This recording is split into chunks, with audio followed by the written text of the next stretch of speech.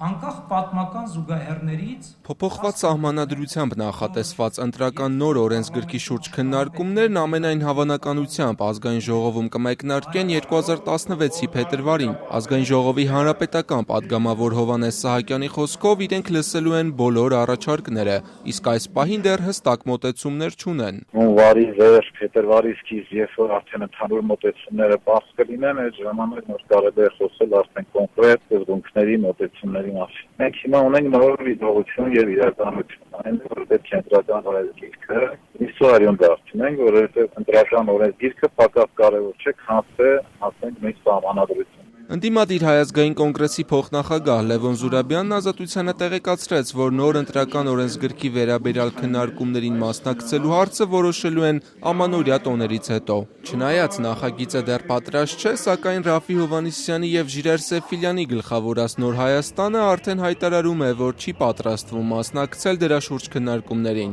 Ժառանգություն կուսակցության փոխնախագահ Արմեն Մարտիրոսյանի խոսքով իրենք չեն ցանկանում իշխանության նոր խաղի մեջ մտնել։ Ըստ նրա, եթե իշխանությունները ցանկություն ունենան, առանց իրենց էլ կարող են արդյունավետ ընտրական օրենսգիրք կազմել։ Չենք ներգրավելու, որովհետև ակնհայտ է, որ ոչ լեգիտիմ իշխանություն է, ոչ լեգիտիմ սահմանադրություն է, ոչ լեգիտիմ սահմանադրության հիմքի վրա ընտրական օրենսգիրք է լինելու, ինչպես սահմանադրական փոփոխությունները ծրագրավորեցին, անցկացրեցին, նաև խայտառակ հանրաքվեով, նմանատիպ մի իրավիճակ էլ լինելու է արդեն ընտրական օրենսգրքի հետ կապված։ Փաստաթուղթ չկար։ Իսկ Բարգավաճ Հայաստան կուսակցության ներկայացուցիչ Միքայել Մելքումյանն անհասկանալի է համարում ընտրական օրենսգրքի փոփոխությունների քննարկմանը չմասնակցելը։ Նույնն է, որ հիմա մենք ասենք, որ ինչ են գնում պարլամենտում օրենքներ ընդունում ընդհանրապես։ Պարլամենտը հիմա օրենքներ է, չէ՞ ընդունում։ Ինչ ենք մասնակցում, եթե ի վերուս կարող ենք ասել, որ այս երկրում օրենքները չի գործում։ Այդ չընդունենք, եթե չի գործելու, այդ օրենքը ինչի՞ ամ, բայց այդպես չի, չէ՞։ Մելքումյանի խոսքով, երբ լինի օրենսգրքի նախագիծն, իրենք հանդես կգան կոնկրետ առաջարկներով, բայց հիմա արդեն ունեն 3 հիմնարար մոտեցումներ։ Թափանցիկության ապահովման մեխանիզմներ, ընտրական համակարգ եւ ռեյտինգային քվեարկություն համապատասխան։ Այսինքն այս 3 մոտեցումներ կա, բայց փաստաթուղթ կոնկրետ չկա։ Իհարկե, որ ասեմ, այդ ընտրական օրենսգիրքը ընդունելուց հետո իդեալական վիճակ կստեղծվի երկրում, ուրեմն դա իհարկե մի քիչ հեռու կլինի իրականությունից, բայց որ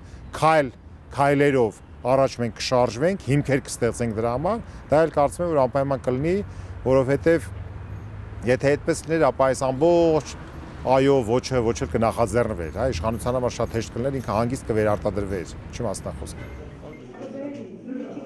Դեկտեմբերի 6-ի հանրաքվեով փոփոխված սահմանադրության ամենավիճահարույց դրույթն ըստ ընդդիմադիրների 89-րդ հոդվածն էր, որն ամրագրում էր խորհրդարանում կայուն մեծամասնության ապահովումը։ Նոր սահմանադրությանը դեմ հանդես եկող ուժերի պնդմամբ հենց այս դրույթն է ապահովելու նախագահ Սերժ Սարգսյանի իշխանության վերարտադրությունը։ Ավելի ուշ սահմանադրական փոփոխությունների հանձնաժողովը հաստատեց, որ կայուն մեծամասնություն ապահովելու մեխանիզմները նախատեսվելու են ընտրական օրենսգրքով։ Բարգավաճ Հայաստանի պատգամավոր Միքայել Մելքումյանն ասում է, ամենակատարյալ օրենսգրքի դեպքում էլ, եթե չլինի իշխանությունների կամքը, փոփոխություն չի լինի։ Հիմա այդ կամքը Մելքումյանը տեսնում է։ Իշխանությունն էլ հասկացել է, որ պետքա քայլ առաջ լինի, քայլերով գնանք առաջ, որ ասեմ շատ իդեալական միանգամից sense ինչ-որ բան, մի քիչ այս պահին միջև այդ process-ը չանցնենք չեմ կարող ասել, բայց որ ցանկություն կա քայլ անելու, դա էլ կարող եմ ասել, որ կա։ Ժառանգության փոխնախագահ Արմեն Մարտիրոսյանի պնդմամբ, եթե անսպասելի գործընթացներ չլինեն, ապա ամեն ինչ գնալու է նախագահ Սերժ Սարգսյանի սցենարով։ Իշխանափոխություն, երկրում արմատական փոփոխություններ ընտրությունների միջոցով Հայաստանում այլևս բացառված է։ Այսպես շարունակվելու դեպքում, ինչ ընտրական օրենսգիրք ուզում ես արա, եթե հանրապետական կուսակցությանը պետք է լինելու, որ ինքը ունենա 50+1 տեղ խորհրդարանում, դա ապահովելու է ցանկացած ընտրակեղծիքով։